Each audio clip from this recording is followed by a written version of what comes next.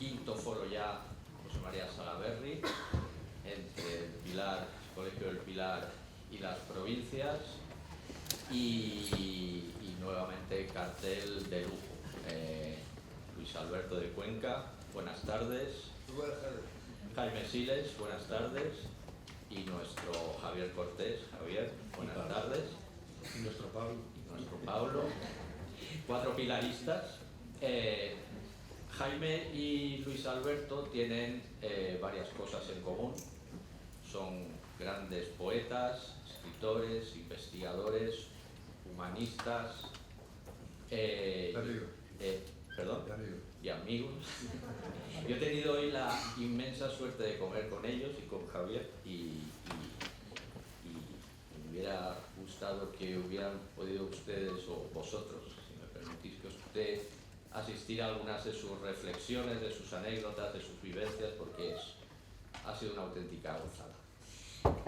Y tienen otra cosa en común, que además han sido pilaristas. Luis Alberto en el Colegio del Pilar de Madrid, Jaime en el de Valencia, y con ellos pues vamos a hablar de las humanidades y del valor que tienen. Pero primero Javier nos pone un poco en suerte al toro y a partir de ahí entramos en materia. Javier, perdón, que no se me olvide, también tenemos, por supuesto, a nuestro Luis Longedo. Nuestro Luis Longedo, que también es nuestro ya, y que está pintando sobre la marcha a partir de dos frases, una de Jaime, que es "crecí feliz entre un viento de páginas", y otra de Luis Alberto, que es "si hay algo que me gustaría ser es un niño eterno". A partir de esas frases se está haciendo un dibujo y luego les entregará a ambos una reproducción del mismo. Javier, adelante. Bueno, pues en primer lugar, dar las gracias a Luis Alberto y a Jaime. Yo tuve el privilegio de ser alumno de Jaime durante medio año, lo recuerdo perfectamente, no hace tantos años de esto, Y el privilegio también de conocer a Luis Alberto desde hace ya unos cuantos años, en aquellos tiempos de edición, de secretario de Estado de Cultura, de inauguraciones, etcétera. A ver, en el fondo este foro lo que pretende es ir recogiendo inquietudes que los que estamos en la educación tenemos. Recogimos la inquietud del tema de la espiritualidad, recogimos la inquietud del tema de la tecnología, recogimos la inquietud también propiamente de la dimensión social de nuestros alumnos, y este año queríamos plantear este reto. En una sociedad muy cambiante, y en una sociedad en la que quizá estamos partiendo de unas dicotomías falsas entre humanidades, ciencias, lo práctico, lo teórico, lo que sirve, lo que no sirve. Por tanto, este es un poco el foco. ¿Qué les pedimos a ellos? Pues simplemente que desde su propia sabiduría, porque los dos tienen mucha sabiduría, tienen mucho saber, saben mucho, pero sobre todo tienen sabiduría, es decir, interpretan el saber. Y esa interpretación del saber es lo que a nosotros nos tiene que servir para orientar también nuestra tarea educativa. Por tanto, podríamos empezar hablando de cómo en este momento vosotros veis esta posible dicotomía entre humanidades, ciencias, tecnología, etcétera, cómo la veis en nuestra sociedad y cómo la veis desde vuestro propio saber y desde vuestra propia historia.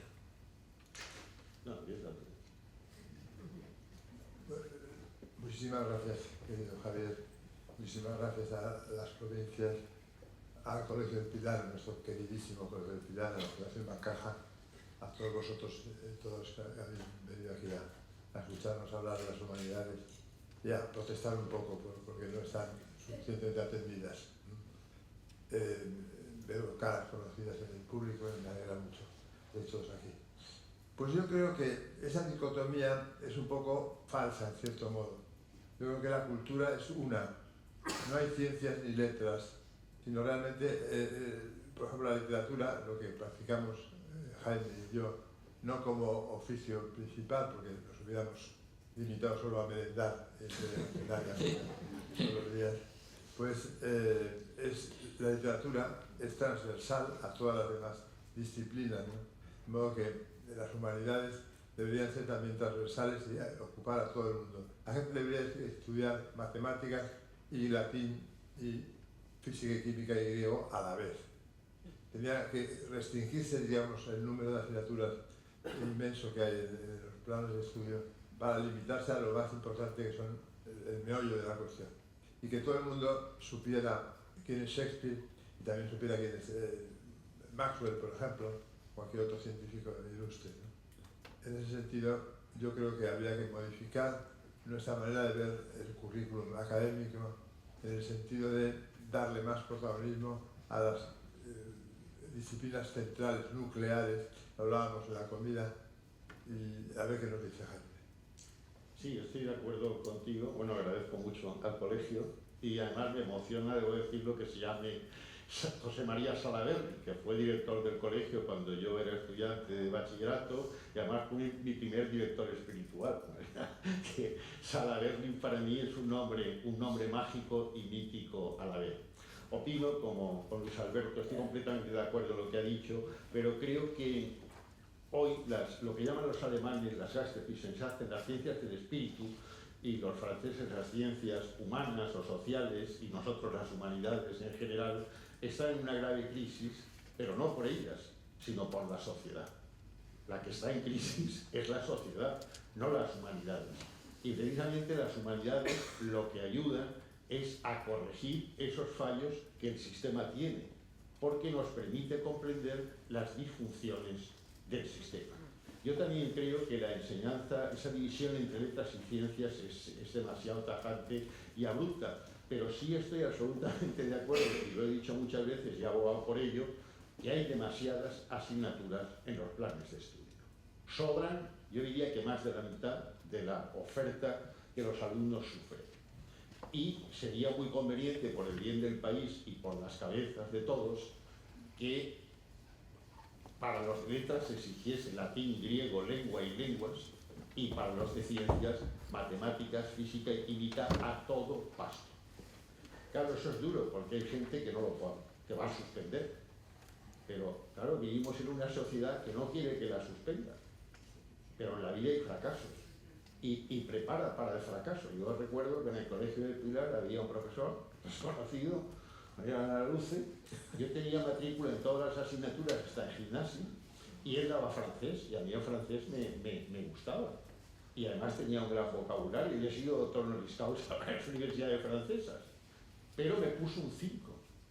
Y entonces yo me indigné mucho, y me fui a mirar con José Manuel Cano Manuel, que era el director de Mayor, y dije, mire usted, esto es una injusticia, mire usted mi examen. Dijo, no lo voy a mirar. Hombre, ¿cómo no lo va a mirar? Dijo, no, mire usted, la educación consiste también en enseñarle a usted que la vida no solo es un éxito, sino que hay partes de fracaso. Fue una gran lección moral. Me he acordado muchas veces de eso. Me han suspendido a veces injustamente en alguna oposición, que Luis Alberto iba a acompañarme a ver el resultado, y nos emborrachamos juntos para celebrarlo. Lo cual tiene su mérito, porque yo lo bebo, o sea que... No bebía, no bebes ahora. No, pero bebí, entonces fuimos a énfasis, me acuerdo perfectamente. Pero lo digo porque, claro, la educación no solo es un conjunto de materias, no es una información, debe ser una formación. Y el problema hoy, desde mi punto de vista, es que tenemos mucha más información que formación. Y esto es gravísimo, gravísimo en todos los sentidos. Es un problema que no sé cómo va a poder la sociedad del futuro y la del presente tolerar. Porque siempre en la vida la información venía, pero había tiempo para volverla, para elaborarla, para asimilarla, para organizarla. Esto es importante, esto no. Ahora yo veo que eso es muy difícil, es una avalancha. Y luego hay otro problema añadido, que hemos comentado al mediodía en la comida para la educación, que es la desestructuración de la familia. Este es un problema muy grave en la sociedad. Y lo es porque un ministro socialista, como fue don Fernando de los Ríos en la República, ministro de Educación, lo dijo muy claro. La instrucción pública instruye, enseña matemáticas, física o química, pero la familia educa. Pero claro, si ahora la familia no educa, pues por mucha física, química y matemáticas, latín y griego que demos, en la sociedad hay alguna pata de ella que no funciona y que se cae. Y eso compete a toda nuestra sociedad y compete a todas las materias, ¿no? Totalmente de acuerdo en lo de la familia, es básico. Es evidente que ha habido mucha gente que ha salido adelante, incluso con la oposición de la familia, en el sentido de que hay familias desestructuradas que han dado frutos fantásticos, pero eso siempre es excepcional. Lo normal es que la familia acoja al estudiante y corrobore las enseñanzas que le dispensan en el colegio y de algún modo se haga una especie de cóctel maravilloso entre la influencia familiar y la influencia colegial para crear un ambiente bueno para que se ejerzan esas dos grandes cosas que deben ejercerse en la enseñanza. Una, el esfuerzo por parte del estudiante, que hay que exigirle ese esfuerzo, hay que esforzarse por aprender y hay que gozar con el aprendizaje, gozar con las cosas que se estudian y reconocer que uno es más feliz cuanto más sabe y que la curiosidad debe ser incesante y debe acabar justamente en el momento inmediato a que nos vayamos de este mundo, que no debe cejar nunca la curiosidad. Y otra cosa que no se nos ha ocurrido durante la comida y que me gustaría también sacar aquí es, entre esas asignaturas me parece también fundamental el dónde y el cuándo, o sea, historia y geografía. No sé si eso es objeto, debe ser objeto de una asignatura como lo ha sido haber seguido hasta ahora, o bien debe ser el otro ámbito de lugar de conocimiento, pero creo que es fundamental la cultura. En el fondo decimos de alguien que es culto porque sabe cuándo y dónde, y para eso, si hay algo que hay hermoso en esta vida, son los atlas históricos. Yo los amo, porque aparece la historia metida en cartografía, y eso me entusiasma. O sea que, no sé, quería hacer este himno en honor de los atlas históricos. Y perdón, una pregunta, ¿por qué creéis que la familia no educa? A ver, Jaime. Hombre, porque yo creo que las familias están sufriendo, como todos nosotros, como nuestra sociedad y nuestro país, una crisis de valores que antes estaba muy claro. Pero no solo las familias, que tampoco educan ya los educadores. Antes hablábamos de un profesor del colegio que fue muy importante en mi época, que era don Francisco Velarte. Francisco Velarte llamábamos profesor, pero un compañero mío de curso, que lo vi el otro día, me dijo: don Francisco Velarte no era un profesor, era un educador. Esa palabra no es ninguna tontería. ¿Por qué era un educador? Porque nos daba unas normas de conducta y se convertía en un ejemplo. Yo recuerdo, lo he comentado hoy, que yo era director del Instituto Español de Cultura en Viena, en la embajada, cuando tuvo González la primera huelga general. Entonces, todos mis subordinados hicieron huelga y yo no la hice. Y al día siguiente llegó un telegrama de Exteriores que decía: dígame usted el listado de todos los que han hecho la huelga en su Instituto de Cultura para quitarles el día de la nómina. Entonces yo les pregunté, todos lo habían hecho, yo no lo había hecho, pero me incluí como si lo hubiera hecho, porque no me parecía bien hacer una relación para los demás y excluirme yo. ¿Y por qué lo hice? Lo voy a contar. Porque en el colegio, encima de la mesa del profesor, había una libreta donde se apuntaba: fulanito de tal ha llegado 10 minutos tarde, o no ha venido.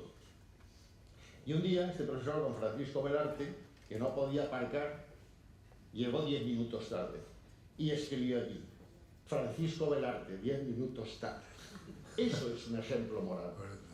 Y eso es lo que hoy no tenemos, lo que yo no veo, pero no lo veo ni en las casas, ni lo veo en la gente. Incluso hace unos años hicimos una excursión de los filólogos clásicos de la facultad, de nuestra sección, que aquí está catedrático de filología griega, el profesor Antonio Melero.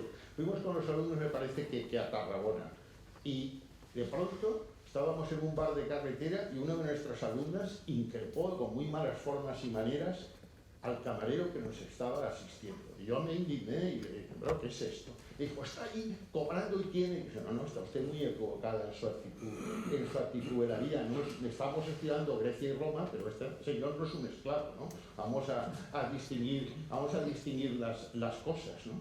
A eso es a lo que yo me refiero, en que veo que la familia hoy no educa. Y no educa porque hoy hay demasiada prisa. Todo el mundo quiere llegar al gimnasio, quiere nadar, quiere jugar al tenis, quiere jugar al golf, quiere aprender 1000 idiomas, quiere esquiar. Claro, el día no da para tanto.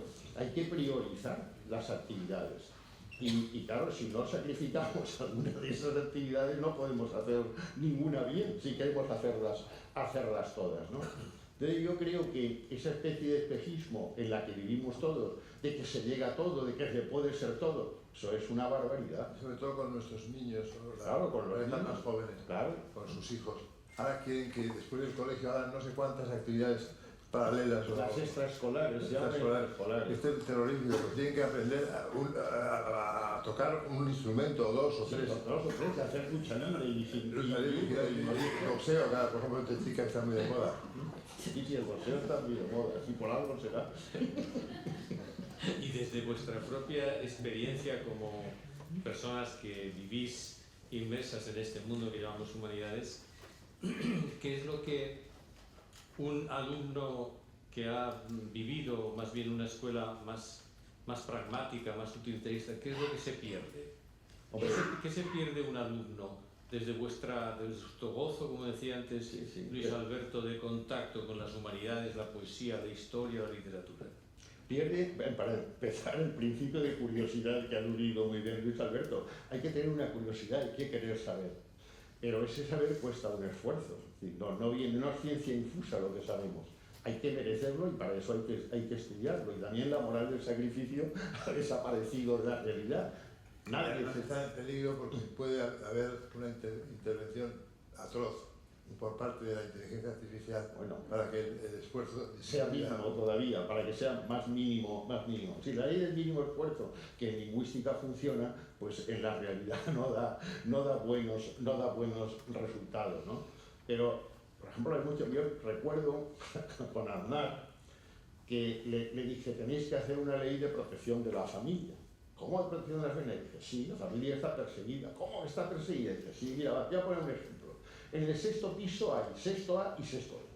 Y en el sexto A viven una pareja jovencita que no tienen hijos, esquían, van al gimnasio, juegan al tenis, están morenos en invierno y morenos en verano y viven fenomenal. Se compran todos los modelos últimos de coche que han salido, pertenecen a todos los clubs habidos y por ahí. Y en la puerta del frente, en el B, hay una pareja que tiene 3 o 4 hijos, los tiene que luchar, a llevarlos al colegio, recogerlos. Dice, hombre, pero eso es una elección. Y dije, eso no es una elección. Eso no es una elección. Y te voy a poner un ejemplo. En Grecia y Roma, si uno tenía hijas, pagaba mucho más impuestos que si tenía hijos. Porque si tenía hijos, el impuesto iba a ser en sangre, si en caso de que hubiese guerra. Si no tenían hijos, todavía pagaban muchísimo más. En Grecia lo peor era no tener hijos. Y era la paidia, como se llama en griego eso. Entonces, había que hacer una normativa. ¿Y cómo se hace? Yo, bueno, con los impuestos, lo mejor son los impuestos. Que paguen más impuestos los que menos hijos tengan o los que no tengan. Y con eso se corregirían bastantes cosas en la realidad del país. Pero yo creo que esos impuestos sustituyan a los ya existentes. Pues no, una adenda no, porque ya más aún no. Más aún no. No des idea. Una pregunta para los dos. Alguien podría preguntar, sí, todo eso está muy bien y el conocimiento, pero en realidad el latín o el griego clásico, ¿para qué sirve? Bueno, nosotros nos hemos dedicado a eso. Por eso. Luis Alberto con el griego y yo con el latín. Luis Alberto ha sido investigador, hizo una tesis en griego muy buena y luego se ha dedicado a la psicografía latina del Consejo Superior de la Científica. Yo he sido catedrático muy pronto de filología latina, pero hombre, no es que nosotros queramos que todo el mundo tenga que estudiar latín y griego. Lo que creemos es que el latín y el griego conforman la cabeza y casi hasta el corazón. Yo soy más partidario del latín que del griego, porque el griego, no lo diré, porque el griego fue una cultura, es decir, Grecia fue una cultura, pero Roma fue una civilización. Por eso pudo haber cristianismo extendido después sobre esa civilización. Entonces yo creo que, por ejemplo, para nuestros días, una moral sociológica como fue la romana, cuando extiende el derecho de ciudadanía a todo el mundo, eso daría, hoy que hay tanta inmigración, Pues hombre, claro, pero el ejemplo del derecho romano no es ninguna tontería en ese sentido, para tener desde distintas lenguas, distintas religiones, etcétera, pero tener un modo de convivencia. De manera que el latín y el griego, que no sirven para nada, sirven para todo. Sirven para muchas cosas. Para empezar, porque hay que aprenderlas y hay que estudiarlas. En segundo lugar, porque hay que traducirlas. Y cuando uno traduce y tiene que pasar al papel lo que está traduciendo, toda la cabeza se va conformando. Y además da, digamos, lo que llaman en latín una copia dicendi, es decir, un gran vocabulario. Y eso no es ninguna tontería en un momento como el presente, en que vamos perdiendo la capacidad de verbalización. La representación verbal de la realidad cada vez está más disminuida. Y he sostenido muchas veces, y lo sostengo aquí también, que mucha de la tragedia que supone la violencia de género procede de que no hay diálogo. Claro, el diálogo es lo determinante en una convivencia. Dialogando es como se llega a un consenso. Sin consenso es difícil que haya democracia, pero para llegar a un consenso hay que dialogar. Y para dialogar hay que tener un léxico mínimo que no se tiene. Naturalmente. Yo creo que realmente el latín y griego, la primera respuesta es no sirven para nada. Pero es que no sirven para nada, que lo ha dicho Jaime muy bien, significa que es más importante desde el punto de vista ontológico lo que es en sí mismo una meta y no un camino para adquirir algo, es ontológicamente más alto, más importante, más profundo, más hondo. De modo que lo que sirve para algo es siempre inferior a lo que no sirve para nada. No sé si me El utilitarismo. No, eso desde Kant lo explica eso. El sentido estético es cuando una cosa no sirve para nada, pero produce un placer estético. Eso pasa con la poesía, con la literatura, con la música. Eso le pasó a Stendhal cuando de repente va a Santa Croce en Florencia y le da una especie de pasmo y de espasmo a la vez, y es el síndrome de Stendhal de belleza. Claro, la belleza. No sirve para nada tampoco. No sirve para nada, ni se puede evaluar, ni se puede comprar, ni se puede vender, aunque le pueden poner precio, pero es lo que da una profundidad a nuestro instante, ¿no? Y también, desde el punto de vista utilitarista, sí puede servirnos para resistir los envites y embates de la vida cotidiana, que son muy duros. Ser hombre, ser mujer, es algo duro, complejo. Sabemos que vivimos pocos años, se nos van yendo las personas a las que amamos, fracasamos, como te explicó tu profesor muchas más veces en nuestra vida. Nuestros triunfos apenas duran segundos o minutos. Todo eso, con la literatura, con el arte, con las humanidades, se palía, no se sana por completo, pero sí se pone una especie como de parche en las heridas de la existencia, que son fundamentales esos parches para seguir viviendo, ¿no creéis? Sí, estoy completamente de acuerdo en que ante la contingencia, que es un elemento de la realidad y del ser humano, el arte y el disfrute de una buena lectura o de una buena compañía, pues ayuda muchísimo. Poner un sello de permanencia en algo que no es permanente. Somos absolutamente, somos como decía, me parece que era Webster, el discípulo de Shakespeare, como pelotas de tenis con las que juegan los astros, sí, golpeándolos a su capricho, ¿no? Pero esas pelotas de tenis a veces pues pueden ser menos golpeadas al capricho de los astros si cuentan con la literatura, con el arte, con la historia, con la geografía, con el saber. ¿En qué momento creéis que se produce esa primacía de los...? Porque la frase que Javier citaba el otro día en tu artículo en Las Provincias, lo de ¿para qué sirve el latín?, eso ya la pronunció un ministro en época de Franco. Sí, hombre. Y la contestación. Y le contestaron rápidamente. Era Solís Ruiz y decía menos latín y más gimnasia. Entonces, un señor que conocemos, pues mire usted, para empezar, porque este ministro había nacido en la ciudad de Cabra, en Córdoba. Le dijo, esto sirve para que le llamen a usted egabrense y no otra cosa. Creo que fue la hoja del lunes. Bueno, no había periódico lunes, había la hoja del lunes. Bueno, para esas cosas sirve también, pero también hay que reconocer que todo lo inútil sirve. Lo que creemos inútil sirve, pero claro, una sociedad mercantilista y materialista al grado sumo, parece que solo hay muy pocas cosas que sirven, y son aquellas que producen dinero. Pero es que el dinero también es limitado. Hay trabajos muy buenos de Weinreich, un alemán, Harald Weinreich, sobre la relación entre lenguaje y dinero. Entonces dice que si nosotros ahora, los que estamos aquí, fuésemos al Banco de España con la moneda que tenemos en el bolsillo y le dijéramos que nos diese eso en su correspondiente en oro, en platino o en plata, ¿nos lo darían? No, porque es una convención, es algo que nos hemos inventado y no tenemos seguridad de que eso nos lo dé. Si ese razonamiento se extrema, pues ve uno que el dinero es muy relativo y que como valor no es casi nada. Todavía cuando pesaba la moneda, pues sí, era bastante objetivo, había una correlación directa, pero cuando pasa a papel y ya de papel pasa a una entelequia, pues yo creo que no hay que dar tanto valor a eso. También es verdad que digamos, los anglosajones allí han sido muy distintos, las naciones anglosajonas y centroeuropeas han sido muy distintas a lo que es el Mediterráneo, ¿no? El Mediterráneo todavía ha mantenido, creo yo, que mejor, alguna serie de valores humanos que son muy importantes, ¿no?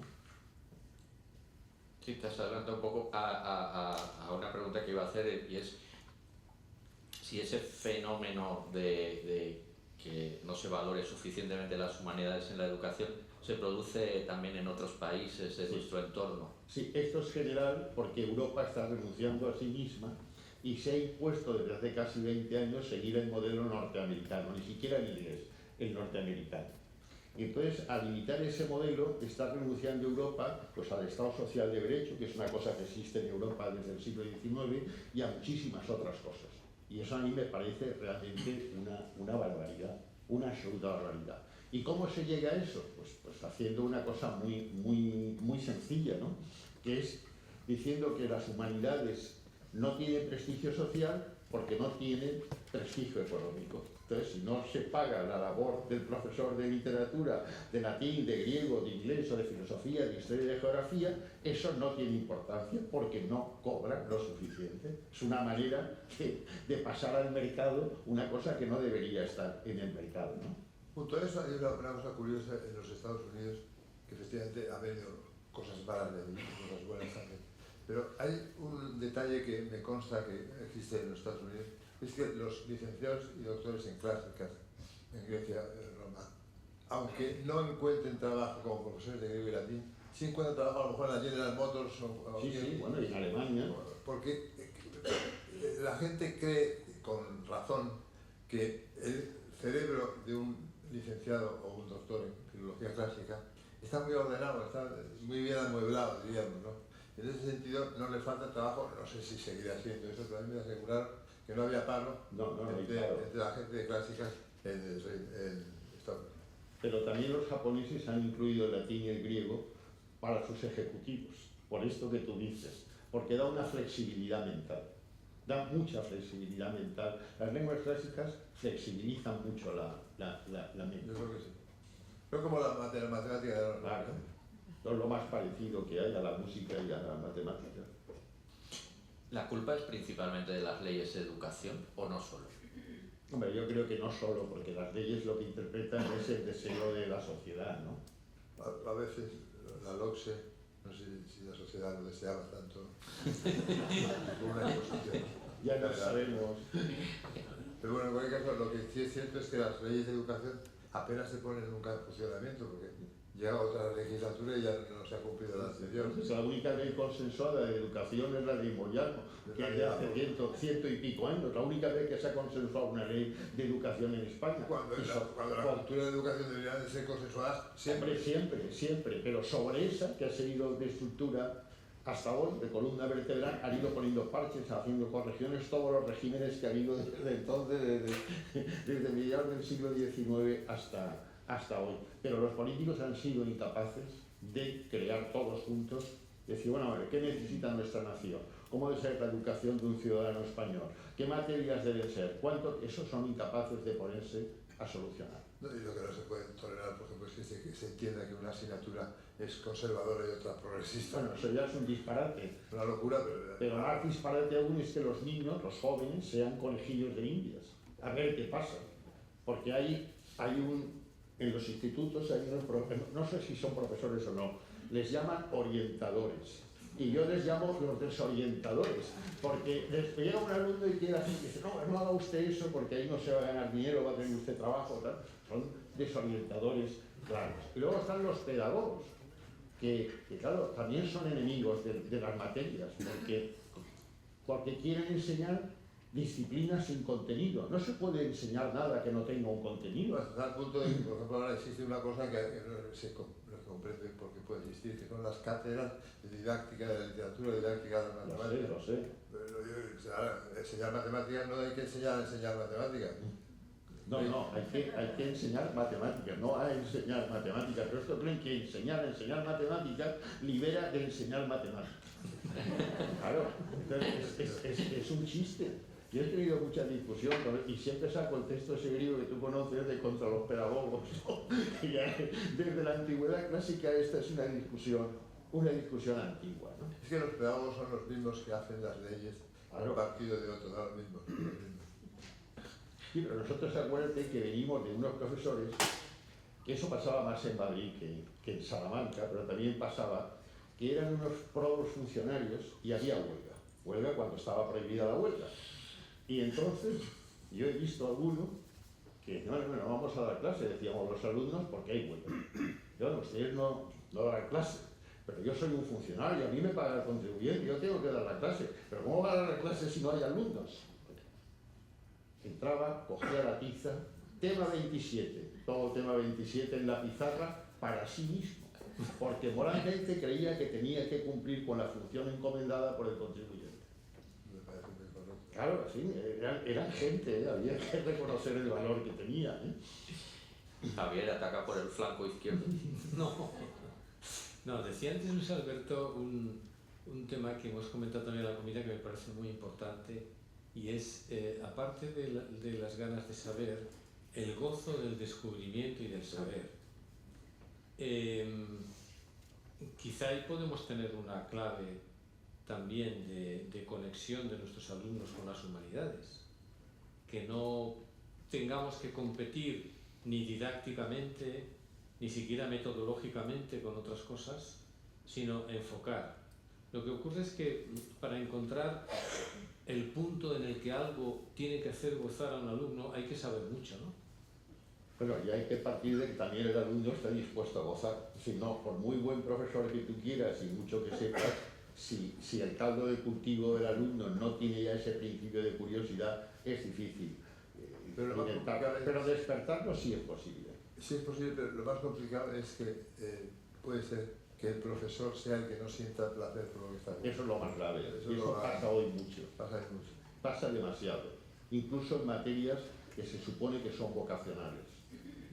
Eso, una vez, digamos, despejado el problema de que el profesor sienta placer y gusto por enseñar y comunicar sus saberes, lo que hay que ver es lo que tú dices, que el alumno esté dispuesto a recibirlo. Claro. Habrá algunos que sí, otros que no. Eso siempre... Como la lectura, por ejemplo, decimos, lee tanta gente, tanto por ciento de españoles leen habitualmente, el 10%, por ejemplo.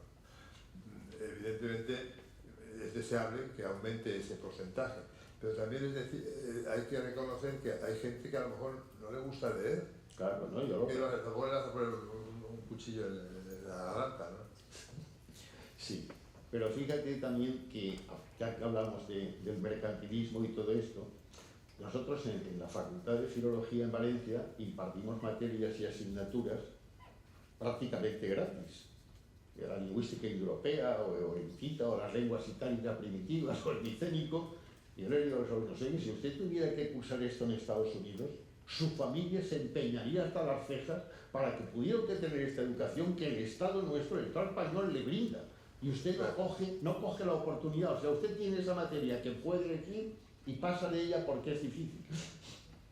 Claro, eso es otro crimen, ¿no? Y aparte que son materias tan restringidas y voluntariamente ofrecidas por el profesorado, por ejemplo, de cualquier universidad como la de Valencia, que luego crean una especie como de gusto, de satisfacción personal, porque uno ha encontrado un filón de felicidad, los hititas, porque nadie sabe quiénes son los hititas, y tú sí, y eso te crea una seguridad individual. Sí, eso es el placer, ¿no? Incluso una cosa así que dice, qué bien, yo sé esto, no sé una lengua rara, o sé de un pueblo raro.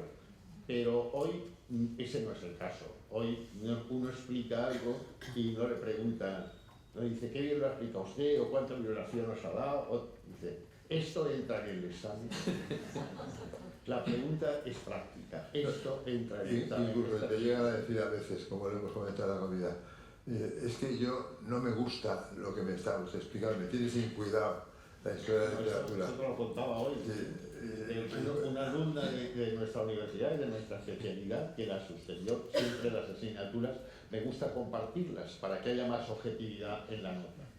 Y era una chica que había suspendido ahora en el examen de enero del cuatrimestre pasado, del semestre pasado. Vino allí y yo me callé, pero el titular que yo tengo le pregunto, pero ¿cómo sabe usted tan poco? ¿Cómo es posible que llegue usted aquí en este lamentable estado de conocimiento? Y la chica dice, no, es que a mí esto no me interesa.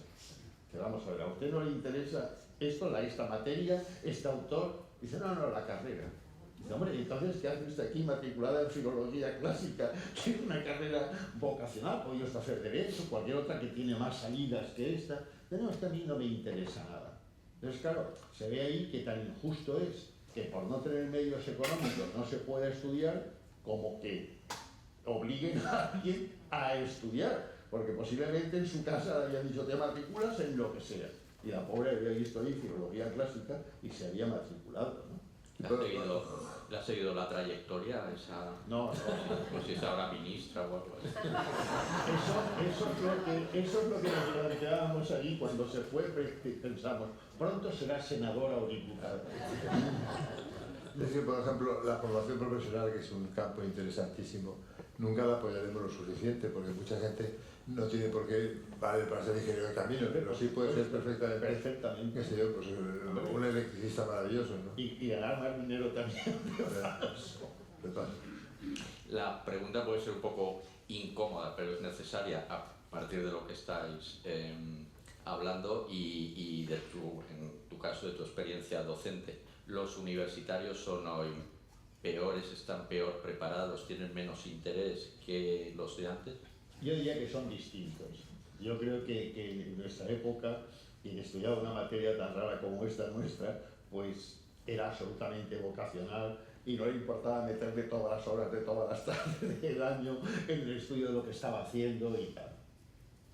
Pero, por ejemplo, sabía menos lenguas modernas que los que saben los alumnos de hoy, no tenía acceso a la tecnología y luego la bibliografía que había en el departamento de clásica de Valencia, cuando yo estudiaba, eran tres revistas nada más, de estudios clásicos y emérita y alguna más. Hoy la bibliografía, o sea, lo que tiene, cuando yo volví en el 90 a Valencia y vi la biblioteca de humanidades que habían hecho mis compañeros, es extraordinaria, o sea, es que está, de verdad, hay muchísimo allí para leer. Y en muy poco tiempo había ido dotación económica, habían comprado y todo eso está allí esperando que lo lea la gente, que lo disfrute con esa curiosidad, porque ese es el placer. Cuando tú te acuestas por la noche y dices, hombre, pues sé algo más que sabía ayer. Hoy he estudiado esto y esto otro, me he enterado de este texto y esto otro, de este poeta o de aquel pintor, o he descubierto un músico, o he ido al cine, vamos. Yo os decía, si en nuestra época hubiéramos tenido esto, a lo mejor tampoco hubiéramos leído. Eso es posible, eso no, me lo he planteado. Pero claro, yo siempre les digo a los alumnos, preguntan, oye, ¿ustedes cómo habían leído tanto? Digo, que la vida era muy aburrida. La vida era muy aburrida y entonces la vida se vivía en el cine, viendo películas, se vivía en las bibliotecas, leyendo. En mi generación tuvimos que aprender lenguas para disfrutar textos que si no, no se traducían, ¿no? Y poder llegar directamente a ellos. Es muy posible, pero ahí también es una manera de leer, porque tú desde ahí, por ejemplo, en la pandemia, yo desde mi casa pude escribir un libro, entrando en todo lo que está colgado ahí. O sea, que sin tener que poner el pie en la calle ni ir a la biblioteca, se accede a todo ese conocimiento. porque está almacenado, está democráticamente repartido, está al alcance de todos los que lo quieran disfrutar, ¿no? A mí eso sí me parece un gran logro. Y ese es un instrumento, pero como todo instrumento puede tener una buena o una mala utilización. En la comida hemos tenido una comida muy interesante, absolutamente interesante. Hemos comentado un dato que a mí me parece interesante, porque yo os he preguntado si la situación, digamos, de la creación de humanidades en este momento en España, y ambos dos habéis dicho que sí, que hay poetas buenos, poetas jóvenes, por tanto, no estamos ante un desierto creativo. En absoluto, ni investigador tampoco, porque hay muy buenos investigadores en humanidades, de todas las edades. La minoría, los happy few son buenísimos en España en estos momentos. Lo que pasa es evidente que lo que ha habido es una inundación del mercado de la enseñanza por parte de todos los que no podían estudiar antes. Es que también socialmente, pues antes solo estudiaban los hijos de los ricos, más o menos, y los que tenían becas, sí. y no siempre, ¿no? Y ahora pues todos tienen acceso prácticamente al universo académico superior. Pero eso no indica en modo alguno que no haya que continuar, diríamos, con que educando a las mayorías para que se conviertan en ocasiones en minorías cultas, ¿no? Porque yo creo que cualquier cosa es susceptible de llegar a cualquier persona.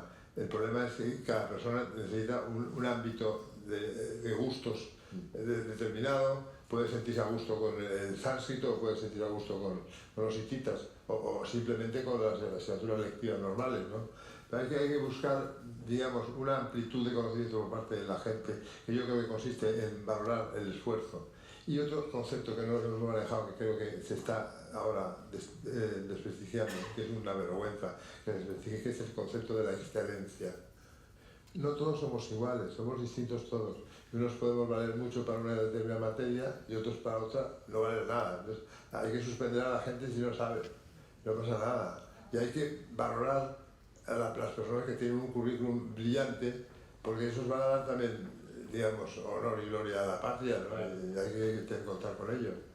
¿No? Y porque Occidente es Occidente por las palabras de Hipólito Glauco, ¿no? Cuando dice esfuérzate por ser el primero y el mejor en todo.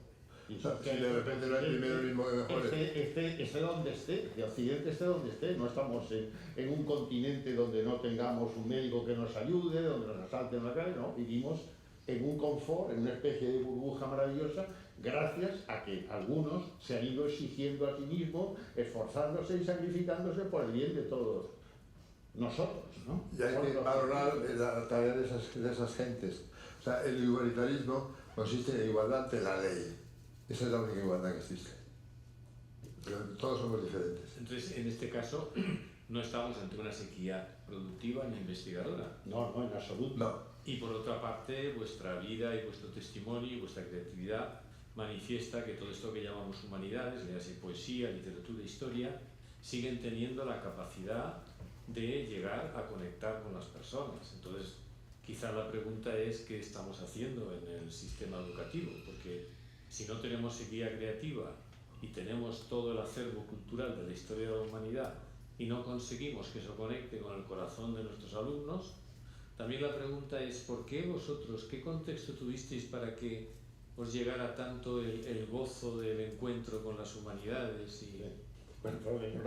Había un profesorado extraordinario en los institutos, en los colegios y en la universidad. Y porque llegabas a casa y también había un ambiente. Pero eso no es justo decirlo, porque hay otras personas que tenían que ir a su casa y no habíamos los libros en su casa por cuestión económica. O sea, también hay que ver eso. Pero ahora lo hay, ¿no? Exactamente, ahora lo hay. Yo creo que lo que tuve que comentar será... ¿Qué circunstancias vosotros os enfrentasteis a esto? Nosotros circunstancias normales, y lo que estamos haciendo mal ahora es que no estamos utilizando los sistemas, digamos, sofisticados que nos da la informática bien. Porque hay muchísimas, en YouTube, por ejemplo, hay una cantidad inmensa de maravillas, de maravillas de tipo divulgativo increíble. Entonces también el profesor tiene que estar al tanto de todo eso para aconsejar al alumno, para que luego, en vez de conectarse en tonterías, pues vea una historia de las Termópilas, que está bien, en general están bien hechas, no son tampoco para doctorar, pero hay cosas muy interesantes en el mundo tecnológico, en el mundo informático, que pueden ayudar a recuperar esa ilusión por el saber, que debe, incluso más fácil ahora que antes, ¿sabes? El acceso. Porque nosotros teníamos que irnos a la cama a lo mejor con un tomo de una enciclopedia que nos pesaba, y ahora pues con el móvil puede uno ver, qué sé yo, la historia de los Reyes Católicos, o por lo menos tener una idea, digamos, mínima de la historia de España, por ejemplo, o de cualquier otro tema. ¿Y la inteligencia artificial, en ese sentido, para la educación es una posibilidad o es un peligro? Hombre, no, yo creo que es una posibilidad y un peligro a la vez, como casi todo pasa con las nuevas tecnologías. Pero volviendo un poco a lo que tú planteabas, yo creo que antes la escuela primaria era mucho mejor que la actual. Y que los profesores en clase, aparte de enseñarte a leer en voz alta, que es importante, y a escribir y a redactar, y corrigiendo esas redacciones todos los días, había una cosa que a mí me ha ayudado mucho para escribir, y es que el profesor ponía la letra de una canción en la pizarra, y como son estrofas, claro, era el primer inicio hacia la poesía, descubrir unas estrofas que eran cantables, y eso unido a la música. Luego, yo tuve muy buen profesorado de humanidades, tal vez mejor que el de ciencias, por eso yo me decanté muy pronto por las humanidades, y es algo que he visto en mis hijos. Mi hijo el mayor tuvo muy buenos profesores de ciencias y fue ingeniero de camino. Mi hijo el pequeño tuvo buenos profesores de letras y no de ciencias y el diplomático. Pero eso es muy determinante quién te dé clase en los primeros años. Influye muchísimo. Ahora hay que decir también, y no lo digo porque seamos pilaristas los ponentes y muchos de vosotros, que el Pilar es un colegio ejemplar en cuestiones de enseñanza, y de liberalidad y de humanidad y muchas cosas. Yo desde luego no tengo más que palabras de agradecimiento para el colegio del Pilar. No, era un colegio para la época muy liberal, no estaba obligado uno ni a ir a misa. Mi madre se enfadaba porque no sabíamos rezar el rosario. ¿Pero a qué colegio religioso vais que no sabéis ni rezar el rosario? Decía mi madre, ¿no? Con gran razón. Y se llevaba las manos a la cabeza. Pero era muy buen profesorado, y era un profesorado muy exigente. Yo, el profesor más exigente que he tenido en mi vida era don Santiago Zatón, pero me enseñó en cuarto de bachiller un latín con el que pude ganar las oposiciones a cátedra después. Y era muy exigente y era muy duro, pero era muy sólido, ¿no? Y ahí se notaba que te enseñaba una cosa que te divertía también, pero tú eras consciente de la autoexigencia que tenías que imponerte a ti mismo para resolver aquello, ¿no? Y eso cada día, ¿no? Y luego yo creo que también había una incidencia en la educación de las asignaturas históricas, que yo creo que han perdido fuelle. Porque ahora lo que importa, lo han dicho los señores que han creado la nueva educación, lo que importa no es la sucesión de acontecimientos, sino los grandes fenómenos históricos, los grandes fenómenos económicos, desde el punto de vista marxista, etc., ¿no? Y eso es completamente falso. Es importantísimo el tener la idea muy clara de los temas más concretos y menos simplistas, y sobre todo saber que la música no es más que historia de la música, que la filosofía no es más que historia de la filosofía. En el fondo la filosofía no existe, no debería existir, es simplemente la evolución de lo que han pensado una serie de señores a lo largo de la historia. Y la historia de la música es lo mismo, y todos son historias. De las humanidades hay que poner la palabra siempre historia delante, porque es importantísimo lo diacrónico, ¿no? Sí, pero hoy casi nadie cree en la diacronía, todos se creen autosincrónicos. Claro, ese es un tema importante, haber perdido, tú decías, la percepción antes del tiempo y del espacio, Pero es que hoy eso tampoco la gente es consciente. No, pero la gente, lo que veíamos siempre de los estudiantes norteamericanos, que decían, ¿dónde está España? Pues, al sur de Río Grande. ¿No? Y en Creta una vez estábamos con la Sociedad Española de Estudios Clásicos, y dice unos norteamericanos que bajan de un autobús. Estas ruinas son de la Primera Guerra Mundial o de la Segunda.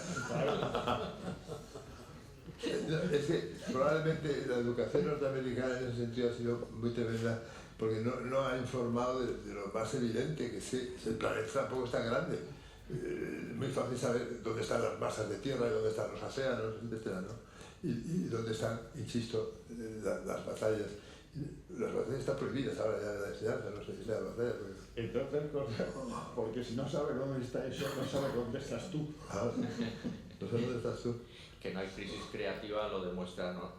Luis con su producción en vivo y en directo. Una cuestión, supongo que sois partidarios en ese debate sobre si la memoria, sobre si hay que memorizar o no en la enseñanza.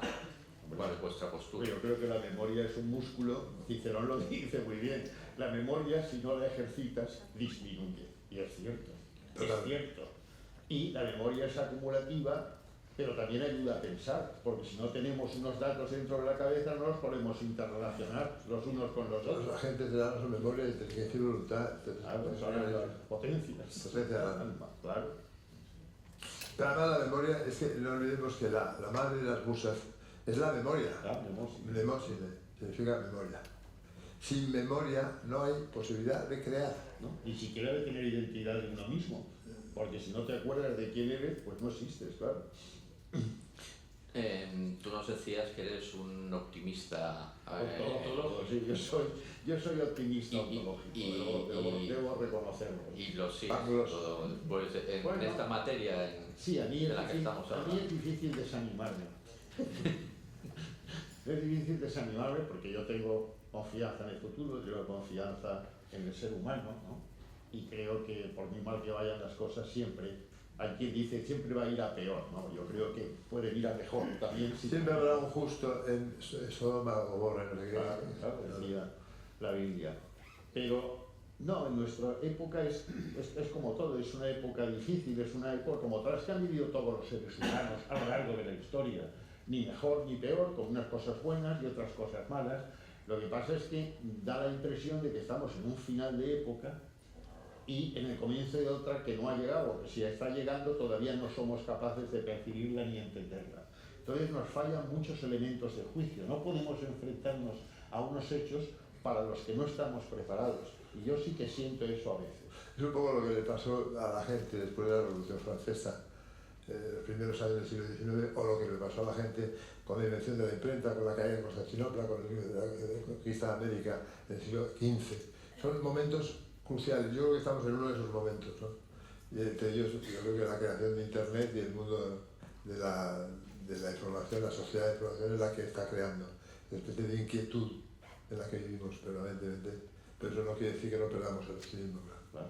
Pero en estos momentos parece ser que, y la historia lo ha demostrado, que lo que nos da luz son las humanidades. Hombre, por lo menos para que el ser humano se entienda a sí mismo, comprenda lo que ha sido antes, la propia historia, y nos oriente hacia dónde vamos, ¿no? O hacia dónde queremos ir, o hacia dónde podemos ir o llegar, ¿no? Y porque las humanidades te dan la sensación de algo permanente, que ha sido siempre igual. Entonces todo va cambiando. Hay cosas que permanecen, y esas son las que hay que asirse, hay que agarrarse a lo permanente, ¿no? Porque somos tan contingentes. Eso es lo toas fales del griego, ¿no? Lo seguro, lo firme. Porque después puedes apoyarte de verdad, ¿no? Sí, porque parece ser que en algún momento costará ser humanos. Bueno, sí. No sé, todavía que no creo que estemos Sí, ahí. pero si siguen manejando estos cyborgs Eso sí, de cibernética con organismo, a lo mejor el empeño seguirá siendo. A lo mejor aquella película, ¿cómo era? Matrix. La otra. La del replicante. Blade Runner. Blade Runner evidentemente está diciendo unas cosas que pueden pasar, claro, sin perder problema ninguno. Y eso es un poco preocupante también, ¿eh? Se habla, por ejemplo, de un reverdecimiento de la religión, de la fe. ¿No debería ir ahí asociado también una mayor importancia de las humanidades, el pensamiento sobre... No, va unido. Yo creo que, por ejemplo, ahora que hay muchos jóvenes poetas, mucho más que en nuestra época, hay miles, ¿no? Y escriben mucho. Eso, por las redes. Por las redes, no, pero que va unido a esta necesidad que el ser humano tiene de algo trascendente, ¿no? De algo duradero. En esto que tú dices, sí. Yo creo que sí. Son a la vez, digamos, coincidentes en muchas cosas y en otras cosas no. Pero creo que ese revival de lo religioso tendría que ir acompañado de un revival de las humanidades y podría perfectamente compaginarse. Pero sí, yo siento ese revival de lo religioso. Presento dentro de unos días un libro, por ejemplo, de una chica de 20 años sobre los 7 pecados capitales. Me quedé helado, un libro de poemas sobre los 7 pecados capitales, maravilloso, originalísimo y curiosísimo.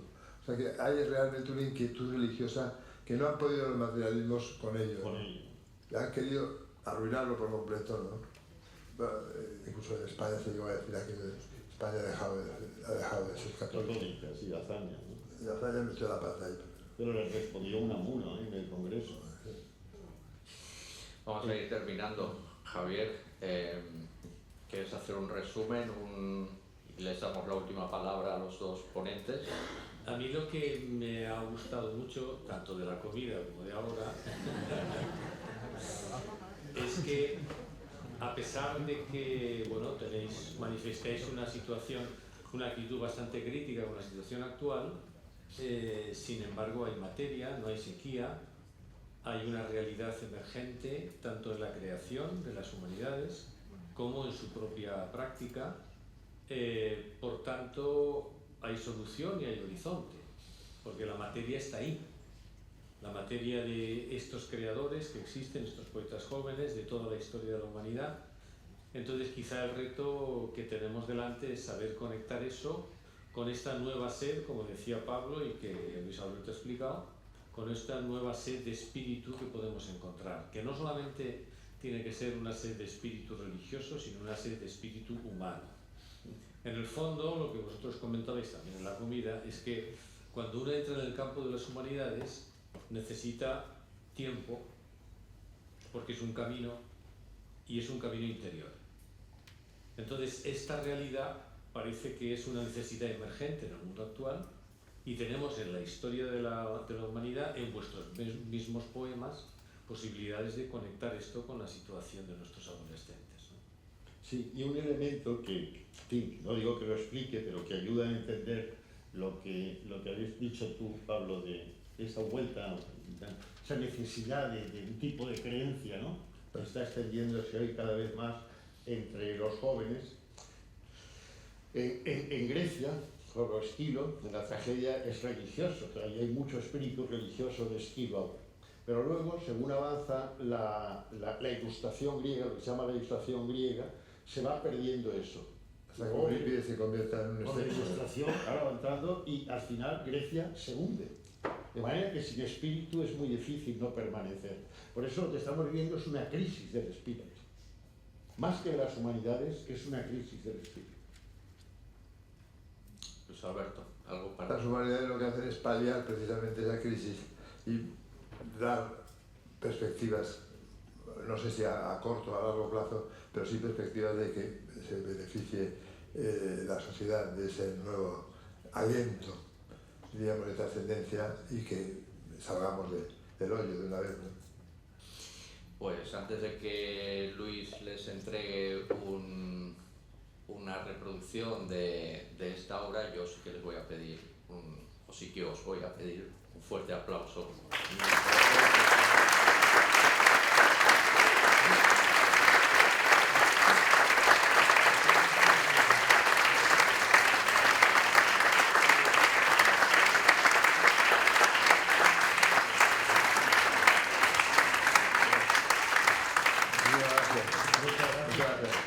Muchísimas gracias, precioso. Qué bien, doble. Lo que tiene... Gracias, Luis.